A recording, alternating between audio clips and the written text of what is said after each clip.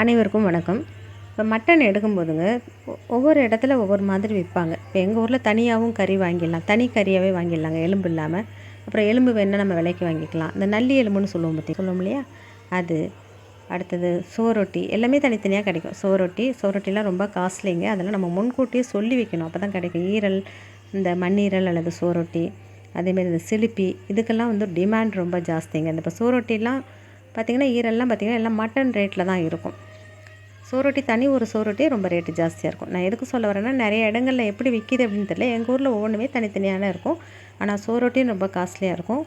அதே மாதிரி ஈரலும் ரொம்ப காஸ்ட்லியாக இருக்கும். நல்லி எலும்புமே அந்த வெயிட்டு போட்டு விற்பாங்கங்க. அதை நம்ம வாங்கி நம்ம தனித்தனியாகவும் சமையல் செய்யலாம். இன்றைக்கி வந்து மட்டனோட நல்லி எலும்பு, கொஞ்சம் தனி சாதாரண எலும்பு இருக்கும் பார்த்திங்களா, அது நெஞ்செலும்புலாம் சொல்லும் பார்த்திங்களா, அது. அடுத்து சிலிப்பி. இந்த சிலிப்பி வந்து ரொம்ப முக்கியமான ஒன்றுங்க. நல்லா கொழுப்பு மாதிரி தான் இருக்கும், ஆனால் கொழுப்பு கரைஞ்சிரும், இது கரையாது.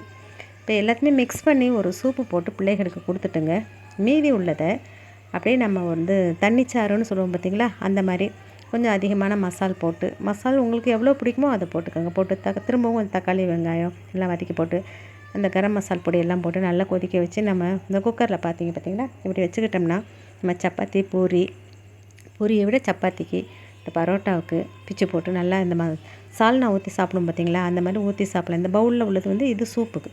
அந்த குக்கரில் காமிச்சேன் பார்த்திங்களா, அது வந்து அந்த தண்ணிச்சாறு அதாவது கறிச்சாறு அப்படின்னு சொல்லுவோம் இல்லையா, அது கொஞ்சம் தண்ணியாக தான் இருக்கும், பட் டேஸ்ட் ரொம்ப நல்லாயிருக்கும். நம்ம சூப்பு வச்ச பிறகு மீதி உள்ளதை நம்ம டேஸ்ட்டுக்கு செஞ்சுக்கலாம். அது எல்லாமே மிக்ஸ் பண்ணி செய்யும்போது இந்த குழம்பு ரொம்ப நல்லாயிருக்குங்க.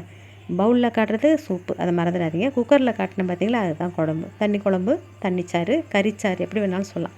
அது கொஞ்சம் இந்த மாதிரி மைல்டாக சூப்பு குடிக்காமல் அந்த மாதிரி கறிச்சாறு எடுத்துமே பிளேட்டில் ஊற்றி கொஞ்சம் நல்லெண்ணெய் ஊற்றி குடிச்சிங்கனாங்க நல்லா உடம்புக்கு நல்லா வலு இருக்குங்க. அந்த சிலிப்பியெல்லாம் குடல் புண்ணுக்கெல்லாம் சரியாக வரும்.